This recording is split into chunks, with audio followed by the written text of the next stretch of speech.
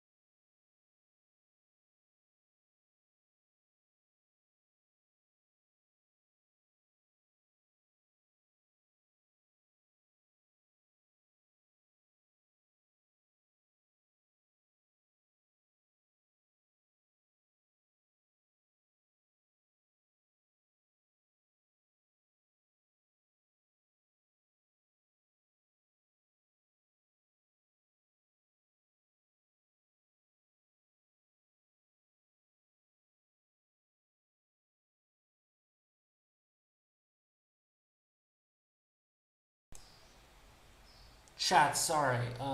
Yeah, Oba Femi.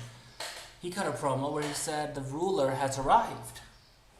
And I'm sorry, we already went over Yo and Rhea Ripley. It was quite a back and forth and fucking great match.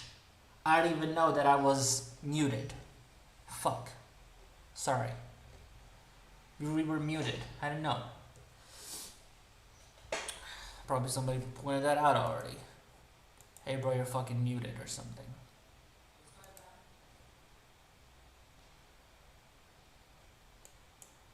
I didn't know I was muted.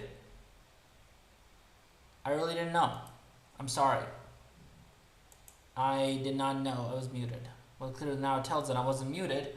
But whatever, I wasn't muted or was I muted, doesn't fucking matter. We already went over EO. Sorry, I'm not going to talk about this match. It was great, but I'm not going to go over it. It's like, I really want to go over this match again and again. It was fast-paced, had me hooked. Great way to send off Rhea to SmackDown, where she'll be heading. Oba Femi kicked off the show, already went over this.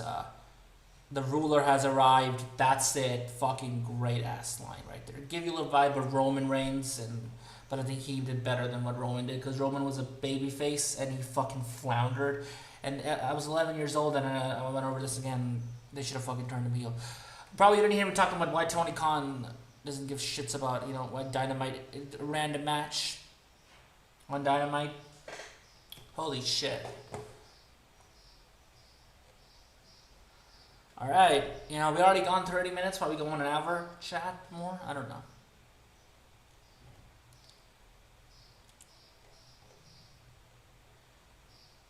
Backstage segment with this Penta and Siobhan Evans, I said again. Steal the show, that they're going to compete again one-on-one again one time. Do we get an introduction to All Ego Ethan Page, which again we get a reintroduction to their feud, which I have seen their feud in NXT, which is fucking great. Was the best feud they put on in NXT in 2025, in my opinion. This is just my opinion. I believe NXT's best feud was Ethan Page versus Ricky Saints. Sorry, not Ricky Saints. Not Ricky Saints. Javon Evans. I love that feud. It was fucking great. It was one of the best feuds on NXT. Moving on from that feud and whatever that fucking match and whatever that is.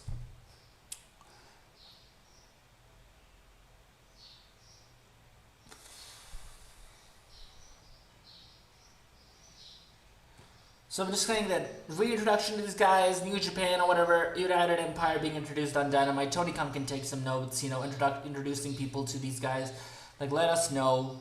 Like, Adam Pearce reintroduced us. Well, Ospreay said people already apparently know, because apparently whoever is watching Dynamite should already know who these guys are. No, we don't. We don't know. I did not fucking remember the United Empire anymore. Sorry, Ospreay. And also for Tony Khan, random matches. It's not a random match. This was definitely, you know, they gave a segment away for this match, basically telling you this is not a random match. They have history on another promotion, under another brand known as NXT, a top brand. As NXT, they have history there, so that's their history. They have a history there. So it was good to see Ethan. They acknowledged that Ethan Page looked fucking great. Love that he's on Raw. And he's gonna be Intercontinental Champion, I think, in less than 6 months, whenever that time comes. It's fucking great. Love Ethan Page. Love what he did in AEW. I've loved Ethan Page since on the Indies, the independent scene. Loved his work there, and I've always liked Ethan Page. And then what he did in TNA Impact, he had that karate gimmick. And then he had the AEW run, which I think was pretty with what's it called? All-Star. Dan Lambert. Dan Lambert was in that team, I believe. Scorpio Sky, Paige Van Zandt, and they had that fucking thing Chris Jericho going on, and Ethan Page was part of it. Then they fucking shoved his ass on the Ring of Honor or whatever, so honestly, that kind of mediocred him here and there, but he came back on NXT Strong, became a top champion on NXT, that was a big thing for him, honestly. Carried that brand, or became a world champion there. I think he just two-time NXT World Champion, I don't know. Moving on from that, I think they fucking reintroduced him real well into this feud with Javon Evans. Or this is going to be a feud on Raw, and I'm into it. And I'm into this match. Javon and Ethan Page. This is a match that I'm looking forward to. Or a feud I'm looking forward to on the main roster.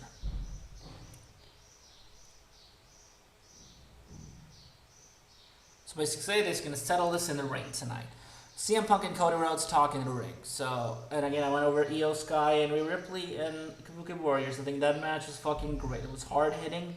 It was back and forth. There was kicks, dodges, and a lot of kicks in between. The insane elbow. There was a lot of great fucking spots. I can go over it maybe as fast as I can. You know, she slammed her down a few times. Ripley kicks Asuka, and then it's quite hard hitting. I already covered the match. I didn't even know I was fucking. I'm not gonna go over this again. Sorry, chat. It's not that fucking all-star great that I want to go over this. I'm not gonna. It was a real fucking great match for a RAW After Wretlemania. Delivered. CM Punk and Cody Rhodes segment. Let's go over this. You know, I've always loved Punk. Has always been that angel, or that person who's always looked after Cody. He's been that guy who's always there to help him, and Punk has always been there to cheer Cody up and make him feel good. So we see CM Punk walking backstage. He comes out with no music, and then turns into Spotless as Claude Brain time as he hates the music. I fucking love that thing. I think it's gonna get old eventually, so save it for the TV. Save it for pay-per-views, I think, or bigger pay-per-views like WrestleMania and SummerSlam or whatever. But it looked fucking great. I would go with that. So love that Punk entrance. Punk gets in the ring and he starts for a moment. He says he's dealt with a lot of loss lately. He goes over a lot of people who has passed away, his friends and peers. Punk's giving a shot at people behind the scenes. Punk talks about his loss last night and how he's been through these losses. Punk says there's grief and fans will help him get over from his loss last night. He started to sell it as a character, as a promo. Then he talks about that he wasn't meant to be champion, but he stayed ready, and he stayed, and he earned it. He says that even if he didn't stay ready, Jey Uso would be in his place right now. Punk says even though he lost, he's still smiling. And the crowd fucking booed because, again, not the reason, I think, because they are all done fucking yeeting Jey Uso or whatever. They don't want to yeet with Jey Uso, right? Yeet, whatever. So, but I did that because I want to fucking annoy people. Fuck you. I didn't do that because I fucking did that to annoy you. Yeah, fuck you for that, I guess. I don't know. But CM Punk acknowledged that Jey Uso sucks. Or actually, no, that they would be seeing. He said in a way that, yeah, you would probably have to see fucking Jey Uso. He just basically said, oh, you probably had to see Jey Uso if it wasn't ready. So the crowd were like, boo, yeah, we wish you were there. And we don't want Jey Uso. Punk was like, why are you, well, I love to eat. Get with the program. It's like, bro, shut the fuck up. I was like, CM Punk, you are not gonna fucking try to force me to love to eat. I don't love to eat. Honestly, you have made the word yeet a fucking intolerable I don't know, what should I say? Intolerable, unsufferable word that I don't want to hear again. A word that I used to use in my vocabulary as growing up, and there's more to it. Like, I use that word. It's a freaking Gen Z ass word. Yeet. So, apparently now Jey Uso has it, and we're going all fucking crazy over the fucking yeet, you know, the overabundance of that, man. Thank God we're not seeing as much yeet anymore. We're not. And they're serious, and they're back with Roman, and they're not in the yeet shit, because, yeah, we don't. Love it. Love that we're not getting any more of these fucking yeet shit anymore, honestly. We don't need to. We seriously don't need to get the yeet shit, so love that. Love Punk, really. But Punk, again, man, like, shut the fuck up. No, I don't like yeet. It's become a fucking cringe word, so I'm not gonna get with the fucking program because of that. Moving on. We're not gonna go over what Punk said about yeet. So he says that if he wasn't stayed ready, then Jey Uso would be in place right now. Punk says that even though he's lost, he's smiling, and he will still the best in the world because he stays ready, because he might get another opportunity. So he says that even though, if you never know what comes falling out of the sky or whatever, something like that, on your hands, an opportunity. You never know an opportunity that comes falling out of the sky in your hands. A championship opportunity. And we heard Cody Rhodes, team head Cody Rhodes comes out, his fucking eye. It's black, dude. Oh boy, his eye was fucking. His orbital bone was fucked up here. Jeez. Love the Punk promo here. Except I do not want to get with the program Punk. I love the crowd booed when he said that you would have talked to main event Jey Uso. No, we don't want to talk to main event. Just rather talk to you, PC Punk. We'd rather talk to you, Punk. So I love that right here. Cody comes out. Again, this is the dynamic they have had in their promos. They've had fucking so many promos now, I think. They have many promos now together, Punk and Cody. And it's like the first promo, I'm more CM Punk than you are, before the Rumble, before the build to the Royal Rumble 2024, where Cody had won the first Rumble, and Punk had just come back to WWE, so when he got a little hot, he's like, you're more CM Punk than I am. So I love that promo there, and you can go back and watch the promo. This feud, when it's gonna fucking, it's one of the biggest feuds and matches the WWE has right now. That's gonna fucking be incredible, and I think it turns Cody Rhodes heel, and we see Cody turn heel. I'm going for Cody turning heel by WrestleMania 43 or SummerSlam, whatever. I think Cody or WrestleMania 43, I'd rather say. Cody Rhodes turns heel on that show. And I'm probably going to CM Punk winning the Royal Rumble in 2027. Yeah, I think I'm going to be going with CM Punk winning the Royal Rumble in that year.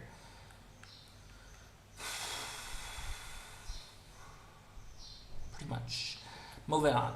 So loved the little, I loved their promos together. Punk and Cody. Punk's that guy that he's always been. He's been that kind of hand along Cody Rhodes, hey buddy, you know, taking care of him. Always try to help him out. Be a friend to him, give him advice. Always he integrates CM Punk. Whenever Cody's in a bitter feud with Randy, with Cena, and with anybody he's been with, last year with Seth or whatever even, it's like Punk has always been there to fucking, you know, make Cody feel good. And that's what CM Punk is. He's always been there to make fucking Cody Rhodes feel great. Love it. Loved it, honestly. I really wish we got Cody and Punk at WrestleMania. We would love to see Roman and Seth separately. But moving on. If you didn't, you probably get to see the Cody and Cena match, because we've got Cody and Cena at SummerSlam.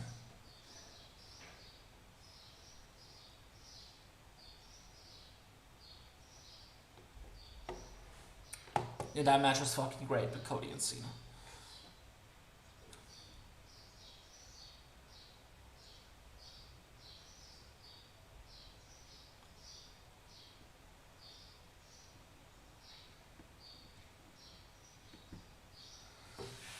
So Cody Rhodes views Punk asked Rhodes if he went over the time and he was just leaving. Rhodes says, no, don't go. This is your show. It's your time. This is your show. Rhodes said he wasn't expecting for Punk to feel like he was like a loser. And expected Punk to freak out. Rhodes says he was glad Vegas had Punk. Gave Punk his flowers and he then says he doesn't know what to do. Rhodes says he feels like a loser even though he won and Punk lost. Rhodes is saying that he should feel like a loser because Punk lost his match. And Punk says Rhodes isn't a loser and tells Rhodes that Rhodes beat a legend. Punk says Rhodes a friend and that's why he feels like a loser.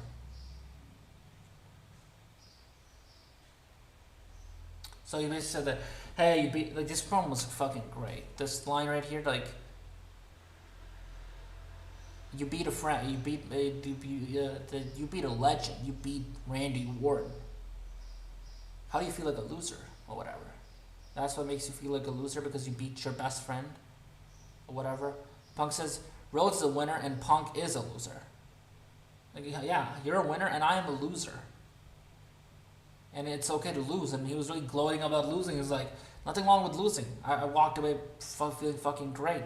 CM Punk, because I put in everything, and then CM Punk tells Cody Rhodes to keep winning because he's going to stay ready and keep his eyes on Rhodes' the championship. Something is missed here on this, what I didn't break down. Cody says, Punk, just say when.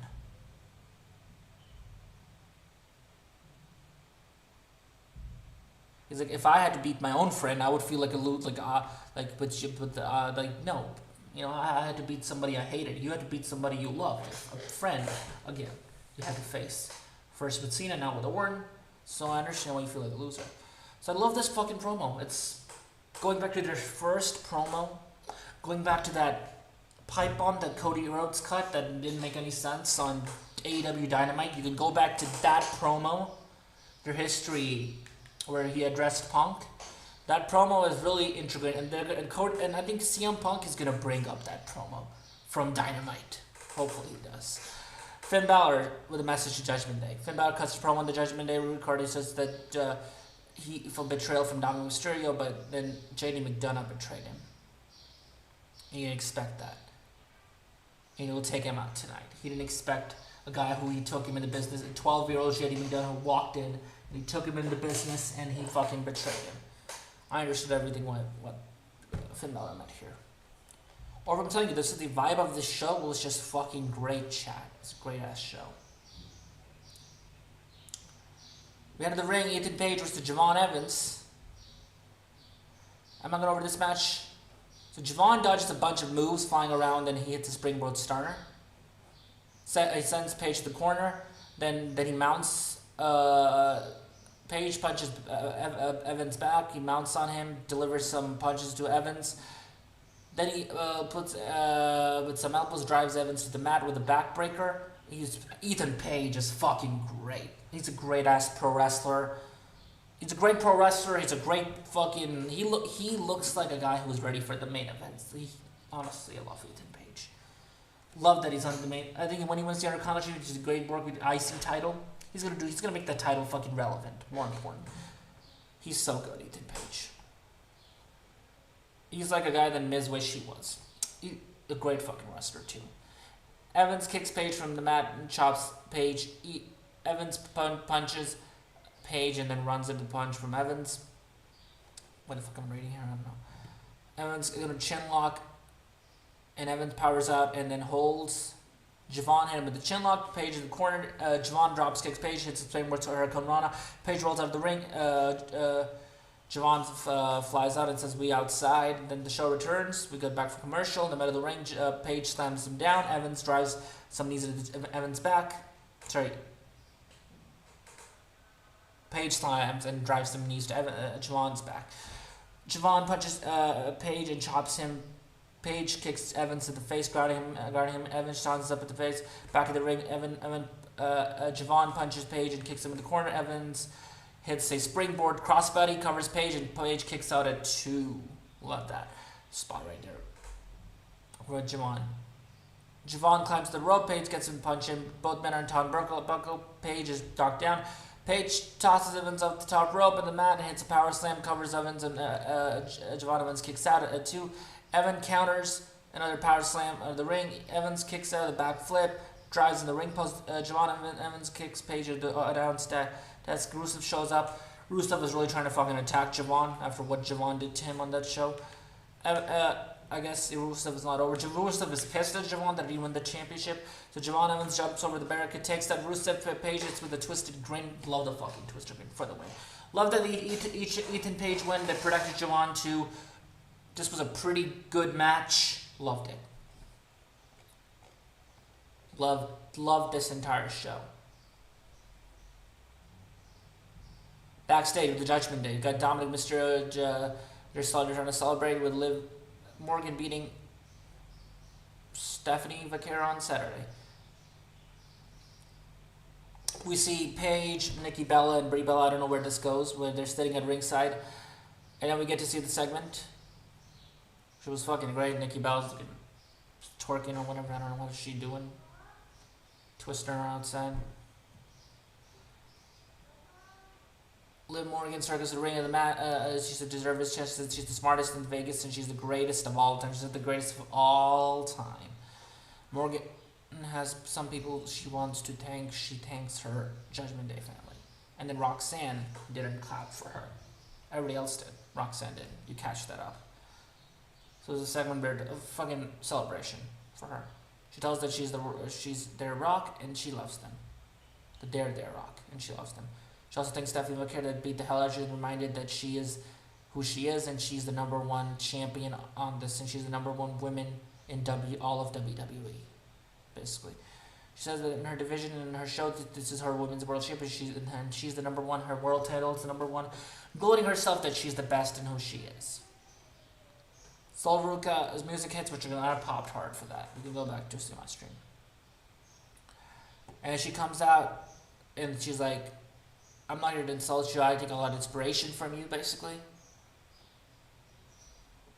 That she appreciates the kind words, whatever. And she apologizes for interrupting, tells her that, and she's an inspiration for her, basically. Morgan is the top woman in the division.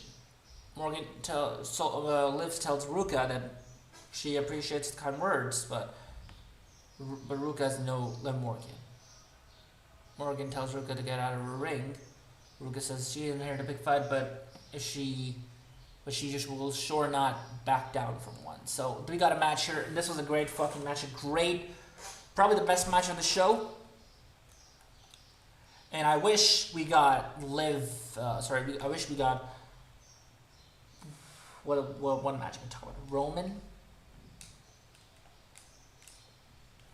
I wish we got Liv and Stephanie going 20 minutes instead of what the fuck we got at WrestleMania.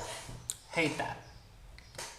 You can go me back shitting on how fucking great the feud they built up. This should have been a WrestleMania Night 1 women's main event. We got another opportunity to showcase what this could have been, and they fucking gave it to Randy and Cody, which it was a really polarizing match, to say it in short few words. I loved it, but a lot of people didn't, and I understand why would you not love it. I get it. It was confusing as fuck. That's why we should not love it. Confused the shit out of people. We got a thank you Brock chant with the highlight reel right there.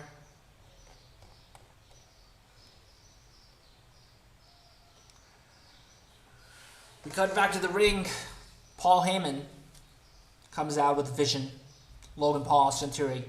Heyman gets to the mic. He says that whole speech prepared, but today he's been thrown off. Heyman says WrestleMania's always been a time to expect the unexpected. Heyman says that there was no different. It brings up how CM Punk comes out earlier, all the bubblegum and happiness. Heyman's pissed that Punk is kudos to say production, and when production hasn't removed Brock Lesnar from the now, he was really pissed about it. He's like, move him to the den. Move him to the forever. Sorry, not den. He's the forever. He's gone now. He is not the now. He's forever. Move him there. He was really crying. He was pissed. He was pissed that Punk really kissed up and fucking bubblegum and happiness and felt really he's kissing up to the production or whatever. And Paul Heyman's just fucking heated up from there. He's like, fuck you. Move it to the den. Don't move him from now. So, moving on from that. Heyman wants to talk about Paul and Logan Paul and Theory have elevated the tag team division. I don't think they have elevated the tag team division at all. The division is fucking nonchalant. It doesn't even fucking exist. It's a fucking has-been. Where's the fucking division? Where is the Raw tag team division? Except the Usos? I don't know. Are we really fucking interested in, what's his name? Akira Tozawa and Otis? No, we're not. Please. Paul says the only reason that the Usos and LA Knight stole the victory was because of Aisha Speed. Paul says that he's sick of these YouTubers and streamers coming to this business to try to do what he does. Ironically, I mean, he's used to be 1-2 at one point, but, you know, Logan Paul is, I'm going to go over this again, chat. Logan Paul is a pro wrestler now. He's not, he is a full-time pro wrestler, so we gotta go over this shit. Logan Paul is not a celebrity pro wrestler. I'm going to fucking kick off with that shit. Paul Hates says that he hates the Outsiders. Nothing matters in the match. Aisha Speed has left the imprint of Logan Paul's fist, and he's still happy. Theory and Paul pose with the tag to Heyman says that he's good to take a title, take a moment from realizing the magnificent favor that Gunther did, and he's like, he'd like to repay Gunther that favor when he's ready to take that favor. Heyman then comes back. Braun Breaker comes back. He's looking fucking great. Breaker talks about how a year ago that he became the leader of the division because Seth Rollins was too weak. Breaker said it was a favorite part of WrestleMania as well, watching Seth Rollins get so close to beating Gunther and then having ruined it for Rollins. Breaker tells Rollins that he's coming and he'll be attacking him every chance. Rollins plays Theory and Paul prep to see Rollins attack him. Rollins hits him, comes from behind, clobbers Breaker with a chair and from the back of the head, basically.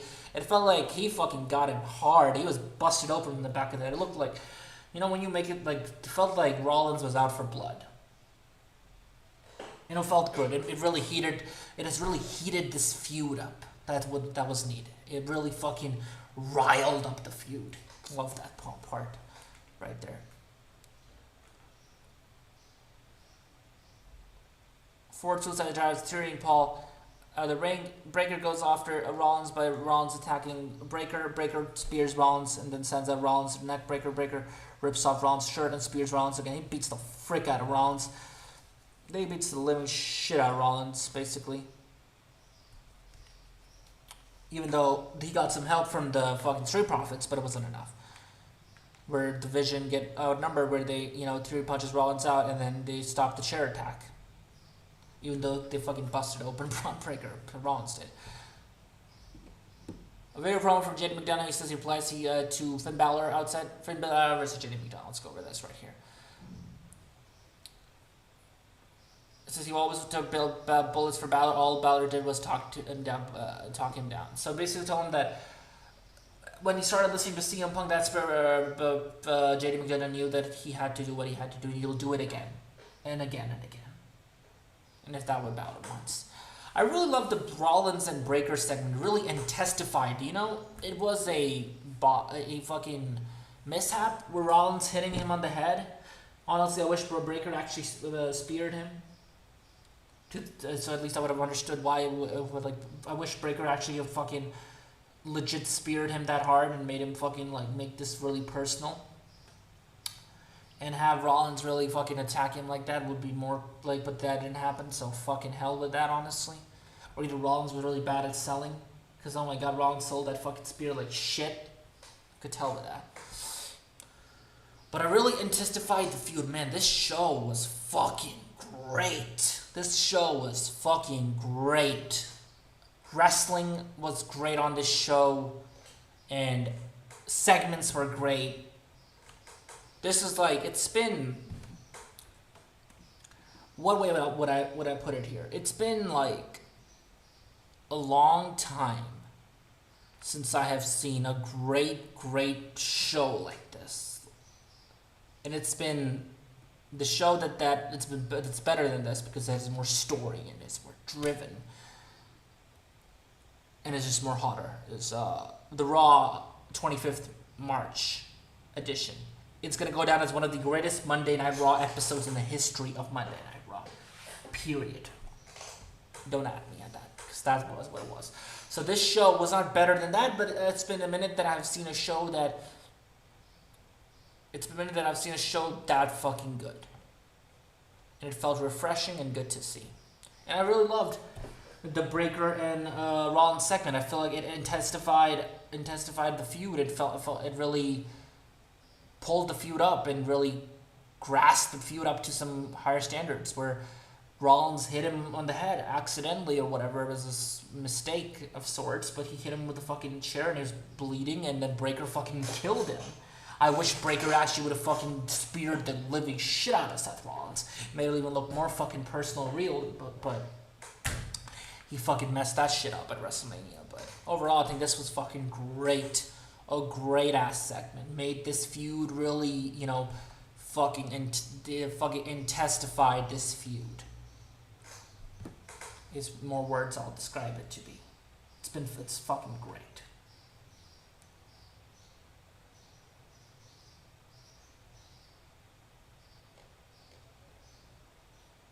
Ruka here. We're going over this match, sorry. I don't know if we didn't. It's a pretty great match. So Morgan catches Ruka after countering head scissors. The corner tries a standing moonsault by Morgan, but gets her knees up. Ruka gets her knees up. Sorry, but Morgan gets her knees up, my bad. Ruka holds on the aprons and then trips her up.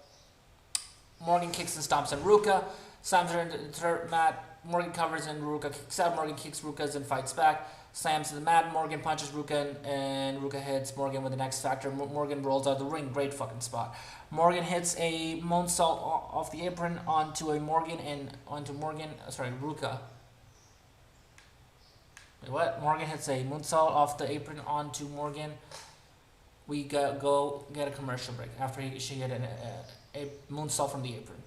When the show returns, we get back to the show. Morgan punches Ruka, suplexes her. Morgan goes out for 3 amigos. Ruka reverses the 3-1 amigos, and then Ruka and Morgan punch each other in the ring. They fucking go back and forth. Uppercuts her.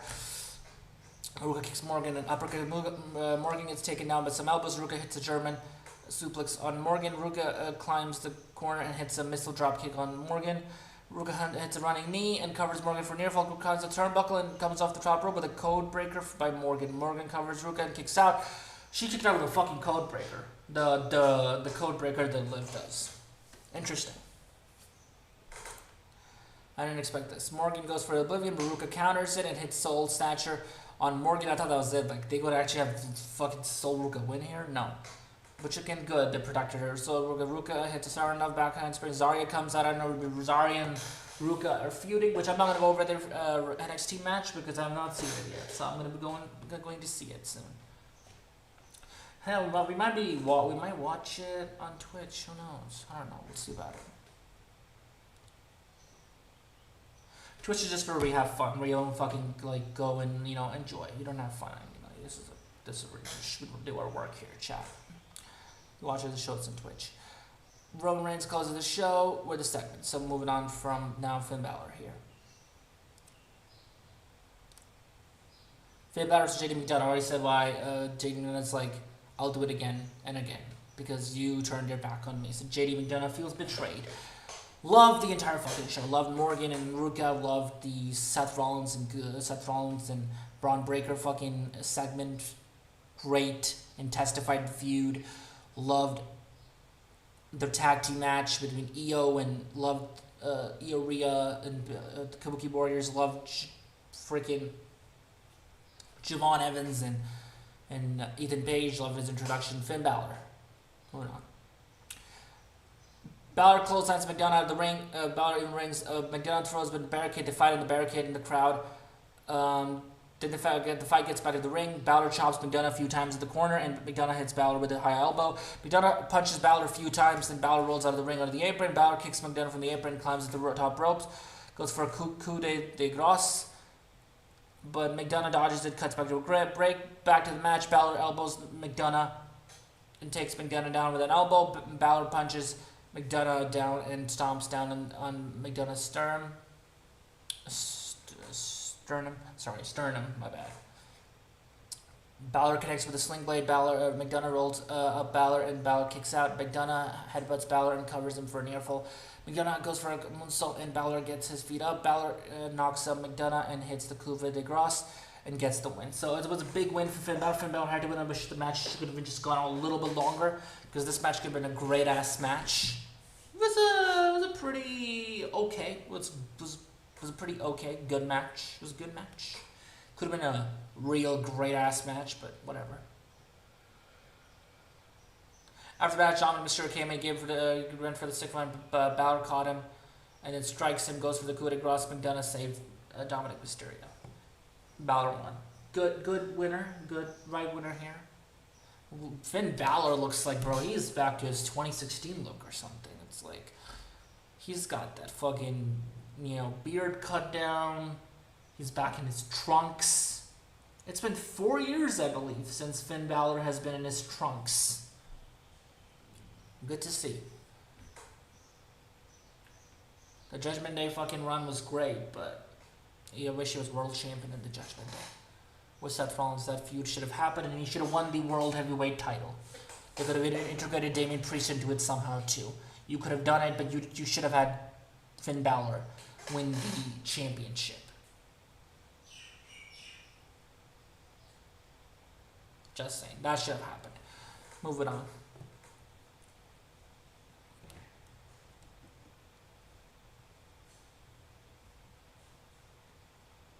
So, in the parking lot, we see Roman arrive. Backstage with Gunther first. Jack and Redmond talks to Gunther backstage. Redmond asks Gunther if he knew about Braun Breaker and Paul Heyman having a hand in the match. Gunther says he's not aligned with Heyman, but Heyman still holds him in favor. LA Knight comes up and he says that when he talks about the World Championship, he's eyes set for gold too. He's eyes set for the world title. So, let's see what's going to happen here. I don't know who wins or whatever. Will LA Knight be put over by Gunther? We'll see. Backstage with Rhea Ripley and Io Sky. Ripley tells Sky to handle it. They're like, bro, there's fucking kiss right here. Rhea and Io. It's like, I don't just want to have sex. Go ahead, have sex, Rhea and Io. Rio should just have. I think them having a sex, whatever segment would do fucking viewership for sure. I'll tell you that. So, yeah, I would. That'd be interesting. An interesting segment on. Will be one of the highest rating. Io and Rhea have sex. I mean, it's like just fuck already. You know you want to fuck. You know you want to fuck each other. Fuck already. It's like ridiculous. Like they're all lovey-dovey, whatever. It's like fuck already, please. Just fuck each other. Like Rhea and Io, these both women should just fuck each other. Come on. Moving on. That's what I feel whenever I see him. Like, okay, have you, like, looks like you really want to fuck each other. You really want to eat each other up. You want to fucking have sex. Go for it. Sorry, chat, if it was like explicit. I don't care. Rhea Ripley talks to Io Sky, says goodbye. She's getting emotional. Then Rhea's leaving, and then Rhea, so you see her around. Liv Morgan sitting on the crate, where she looks sexy as fuck too. She's sitting on the crate. It's like, I'll see you around. Rhea nods. Okay. So Liv Morgan's gonna be the top women's champion on Raw, and then Rhea's gonna be on SmackDown. These are the top women in WWE. Period. Right now, they are. They're the most popular and the most. Like Liv Morgan is one of the most popular women in WWE right there. The last segment of the night, Roman Reigns closes the show right here. It's the main event, segment time. In the park lot, Reigns arrives, makes it to the ring. Before he's coming out, he says the Usos to come join him. Reigns gets back to the mic and says Las Vegas to acknowledge him. You get the OG Roman entrance. Thought it wasn't for a special time for WrestleMania. It was just once that we got the Roman entrance. So it was an OG entrance for the Tribal Chief. Love to see it. Love that entrance for Roman. So Roman comes and says he was going to keep it simple, but he ran into his cousins and he was going to discuss some family business. Reigns says that he misses having the Usos falter. First he says that Las Vegas acknowledged me. And again, him inviting the Usos out, I was interested to see what he had. He was interested to see, yeah. He was like, yeah, come on with me. Whatever. So Roman says he was going to keep it simple tonight, and he ran into his cousin. He wanted to discuss some family business. Roman says he's missing having Usos full trust in administration. He misses doing business with them. He doesn't want them to. He says that they're separated, but they're weak, but together they're unstoppable. Reminds Jey Uso that he's main event. Jey Uso the Yeet Man, but he was washed up. he has washed up rappers trying to get to him. that they were separated. Reigns says that they ran WWE for 4 years and they were together. Reigns asked Usos to be his blood and stand with him, not serve him. So now he's still not yet apologized to the Usos for the shit he's done to them. But I'll just say he's overall being very lovey-dovey or nice to them, I guess. He is. So that's good to see, I guess. He's being real nice to the Usos. It's your tribal chief, Roman Reigns.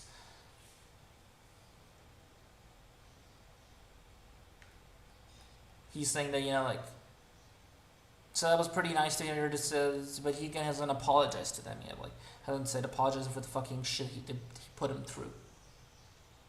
Let's not forget when Roman, let's check a video out. I really explained why Roman Reigns has to apologize to the Usos. This was back in 2024, I believe I did it. But when they got the bloodline back together or whatever, so it's Solo and the MFTs, we don't talk about that. There's gonna be some video coming out on that, or there's gonna be a topic we're gonna be going over that maybe on Riverside. Who knows? We're gonna be seeing. Riverside is going to cover news and we break down news for the show. So on Riverside, we'll be doing that. So just stay tuned for the Riverside podcast that we do. That'll be coming up. Where there is no me, you won't be hearing me in a face mask. You won't be hearing me at all. So that will be covering up. So just to know, just telling you right there.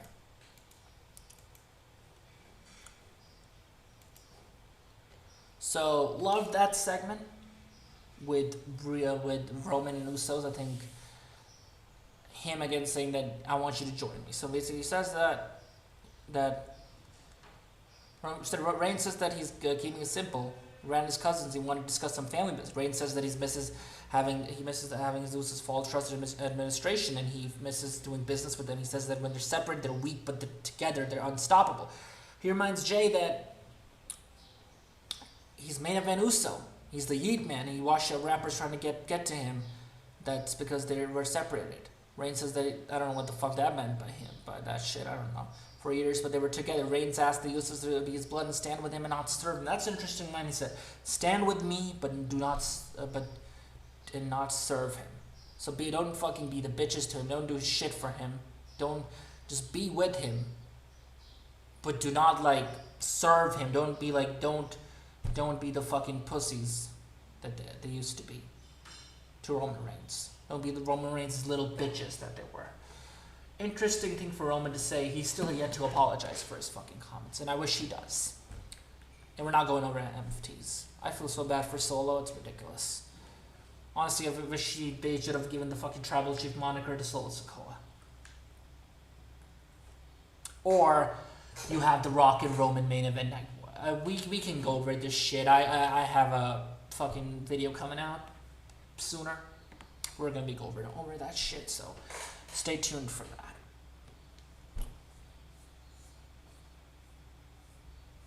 Jimmy says Reigns will always be their tribal chief, and both salute to Reigns. Jacob Fatu's both, hit the freaking ones up in the sky. Whatever. Jacob Fatu's music hits. Fatu gets in the ring and stands across from Roman Reigns. Reigns says that it's been a while since he's seen Fatu. He believes Fatu is out there to acknowledge him. Fatu says that he's not the reason. Reigns asks if the reason is that Fatu wants his title. Either you're out here to acknowledge me. It's been a while since I've seen you. Either you're out here to acknowledge me, or either it's if you want my championship or something. Fatu says he doesn't want the championship. He needs it. He doesn't just want it. He needs it. I call that for a promo. He said he doesn't want to be. He just doesn't want to tribal chief. He wants everything. He wants what the tribal chief has. He wants the fucking jets. He wants the glory that comes with being world champion. He wants to provide better schools for his kids and put them in better schools. That's what he said clearly. Fatu has Reigns to a match, and Reigns agrees. He says that all those things, he wants all those things for him, but can he handle the burden of being champion? If he beats him, can he handle the burden of being champion? And if you can beat him, can he handle the burden of acknowledging him? Reigns says that he'll give Fatu until next week to decide if he's ready.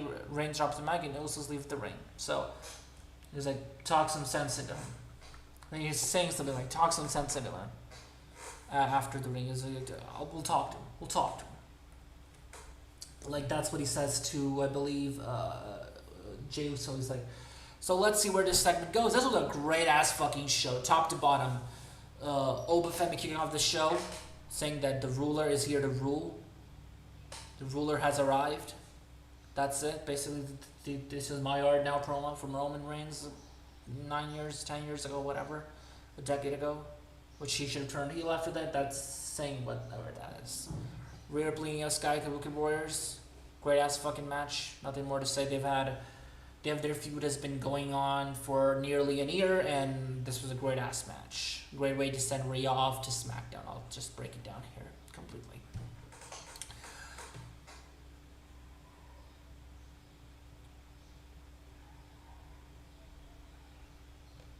I mean, you know, I might be going over the entire match again.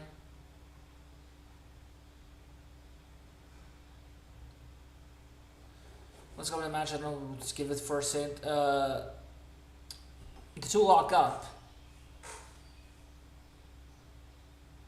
Io Sky gets Kairi Sane in a waist lock. Kairi Sane reverses, then two reverses, holds in until Kairi Sane slams Io Sky down by Sky's hair. Kairi Sane runs at Io Sky, and then Io Sky kicks Kairi Sane. Kairi Sane comes to the top rope. Sky ducks the under, and then Sane taunts Ripley. Kairi Sane stomps on Sky's toes, takes Sky down with his head scissors. Sky rolls up, and Sane kicks out of a 2.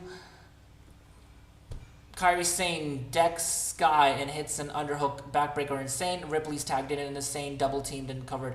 Sane kicks out of 2. This was a great fucking match. I'm just breaking down it completely again, because if you didn't get to hear me break it down enough, like on the, you know, what we talked about earlier, I'm probably gonna close it off that. Rhea Ripley slams down and drop kicks her. Asuka is tagged in, and she clocks Rhea Ripley, punches her. Ripley kicks Asuka back, and Asuka counters and kicks Ripley a few times, and then hits a running knee. Ripley kicks Asuka and covers her for a near fall. Ripley kicks Asuka, and Sane distracts Ripley, allowing Asuka to kick Ripley out of the ring. This was a great fucking back and forth here. Loved it. Really great ass fucking spots in this match. This was a great fucking match, straight up. Sane is tagged in. She comes to the top rope, turnbuckle. She hits an insane elbow from the top. The ring back from commercial comes Asuka, mocks Io Sky, and gets back at the ring, striking Rhea Ripley.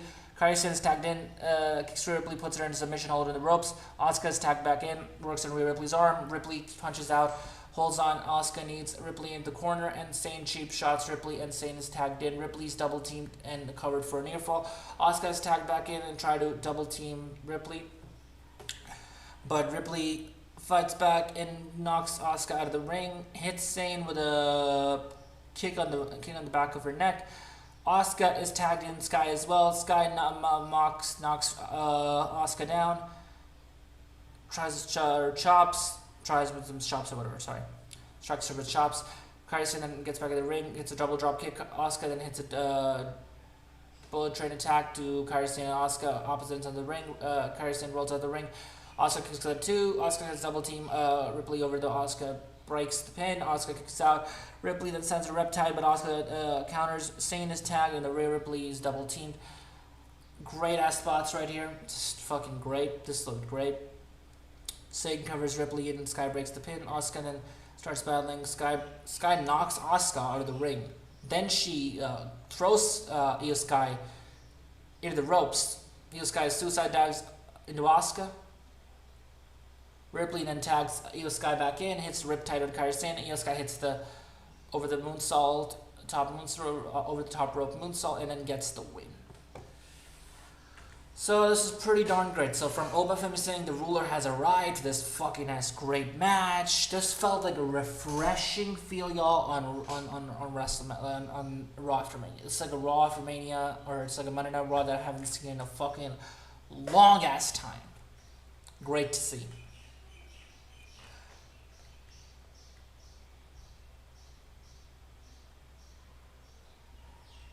Then we got every segment here with Cody and Punk. We went over that. We went over all of this. This was a great ass fucking show. From open kicking off and saying the rulers arrived to this great ass match, to backstage segments with Penta, Javon, and Ethan Page, to Punk and Cody's in-ring segment for the 5th or 6th time, which is fucking great. Go back to their first one. Go back to listen to Cody's Rhodes promo on Dynamite. Give you more fucking information on that. It's probably on YouTube available. Finn Balor's match with the Judgment Day. Ethan Page versus Javon Evans was pretty darn good. Love where that's going. Sol Ruka's introduction to the main roster. Loved it. Fucking love Sol Ruka. Liv Morgan for Sol Ruka's fucking great. Vision, Braun Breaker, Seth Rollins, and Street Profits. That's fucking great too. McDonough and Finn Balor. Great. Not great. Pretty good. Okay match. Could have been a fucking real great hard hitting match. But they really want to solidify Finn Balor back in a big way. And then back to Rhea and Io. Great goodbyes, like, just fuck already. It's like they really were lovey-dovey and all, like, kissing, and, you know, it felt like they wanted to kiss. It's like, just kiss. Fuck already. Good God. And then Roman Reigns segment we already talked about. So this was an incredible segment with Roman and Fatu. The match is going to be incredible, too. It's going to be an incredible, great-ass match. It's going to be great. The build is probably going to be great, too, with Roman weekly on television. What else you ask for? This was a great ass fucking show. See Roman Reigns on top, being the #1 guy now. Let's look at him with the world title, dude. He has fucking elevated not just the world championship, but being on top. Being every week on the show. This is what we need to see. Love it. Fucking great. This is the episode 31st or 30th, the 31st or 32nd episode of the Unscripted Kayfabe chat. So it's love to see here. This is the episode 35th or episode whatever of the Unscripted Kayfabe. So that's great to see, I guess. We will be probably live for SmackDown on Twitch tomorrow. Right, chat? Tomorrow? Pretty much. Overall, that'll be it. That will be it. And I don't probably want to go with whatever AEW had to say. That'll be it, chat. This is the Unscripted Kayfabe, and I'm out of here. Peace. See you on here for the AEW Unscripted Kayfabe Dynamite review. Which, mind you, it's not going to be as long as you expect it's going to be. You know, it might be without the mask, too. We'll see. It could be. It could be. No fucking information about that I'm giving you right now, chat.